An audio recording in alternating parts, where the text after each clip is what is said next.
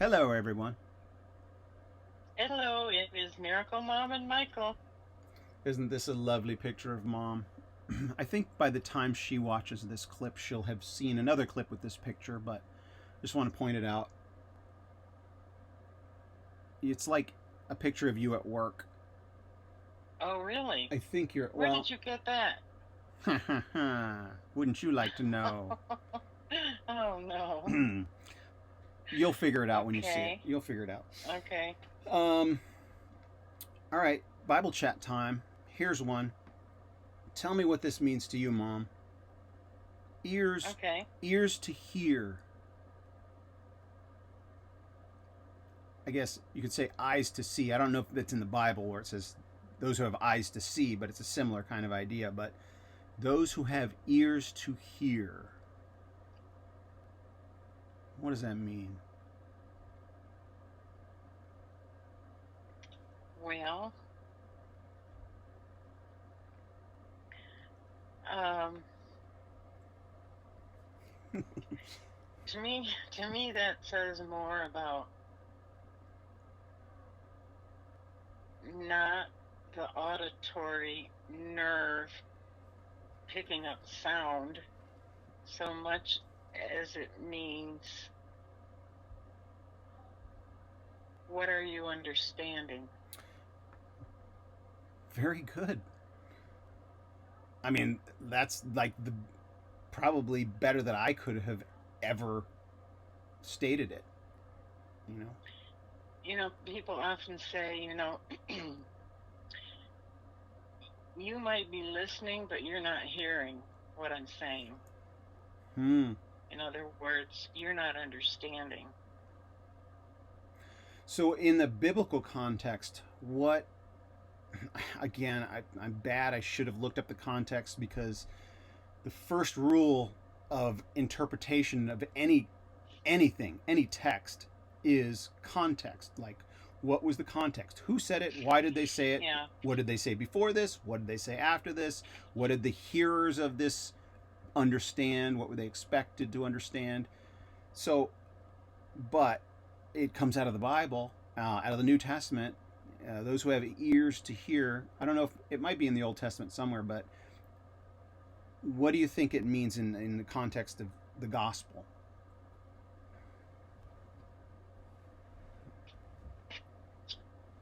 ears to hear in the context of the gospel. Yeah. I think one of the places this is those who have ears to hear, hear what the Spirit is saying to the church, or something like that. Gosh, I'm embarrassed about my lack of context. Yeah. I don't know. The only way I can. I'm understanding it from um, the spiritual part of it. Doesn't have, to me, ears to hear. Um,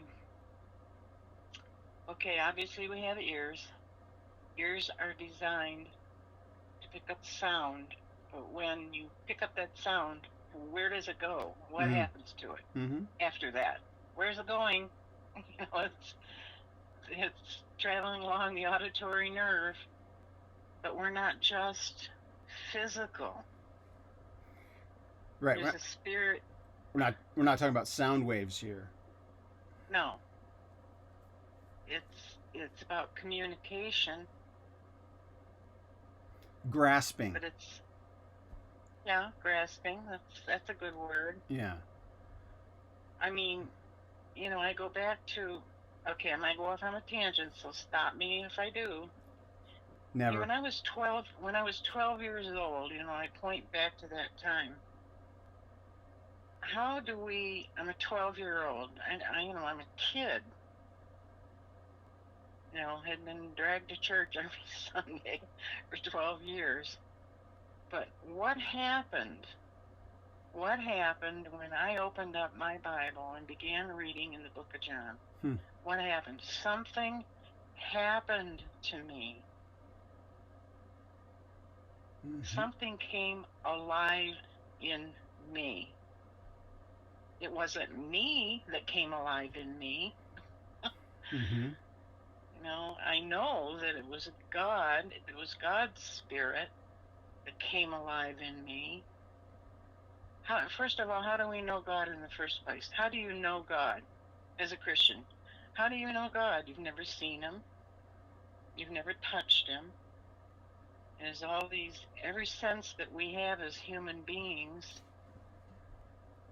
has not come in contact with God, but we know him.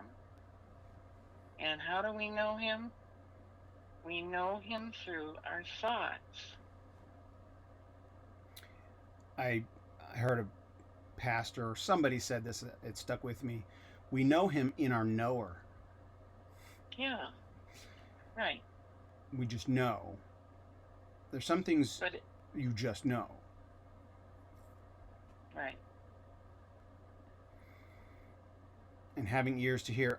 I thought of an analogy, probably a poor analogy, but when I was, maybe you remember this, when we lived in Dansville, the movie Grease came to the theater, right?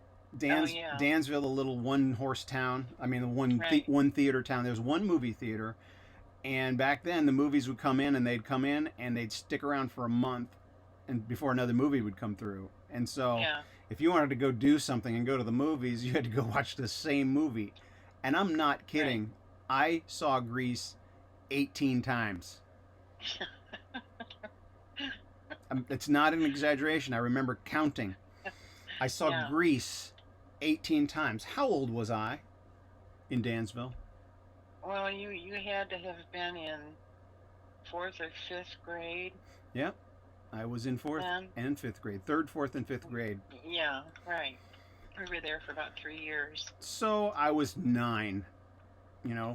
8, 9, 10, 7, 8, 9, something like that. So I saw the movie Grease.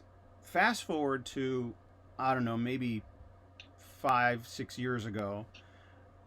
My kids want to watch the movie Grease. I'm like, oh, okay, let's put Grease on. And I sit there and I'm watching. I'm like, oh my gosh, this movie is full of sexual innuendos. The whole thing is about sex. Yeah. I'm like, wait a minute. I was 9 years old. I saw this thing 18 times. Why am I surprised right now? It's because I have kids, right? I'm looking at my kids and I'm like, you can't watch this. And they were all like right around the age I was or older. The kids were like around the age or I was or older than I was. And I'm having trouble letting my little girls watch Grease. And I'm like, what is that? Now I have ears to hear, right? Yeah. I just couldn't hear those things at that age. They just didn't make sense to me. It just was completely over my head. And in one sense, it's protection. It's like I'm oblivious.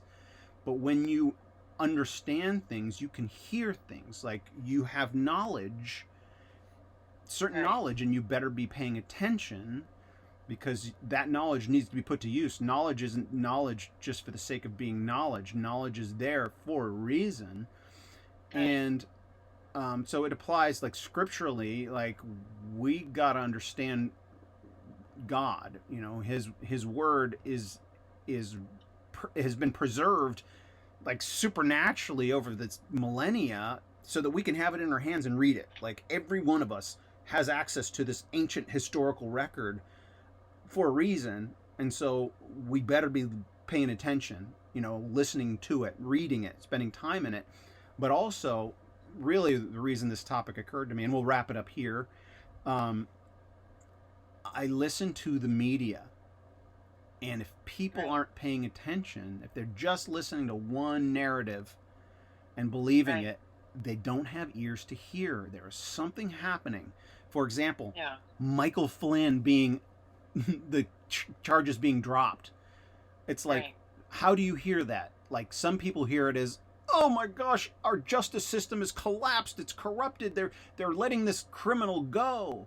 That's what some people hear. And other people hear, oh my gosh, I can't believe what was going on behind the scenes that even got this guy charged.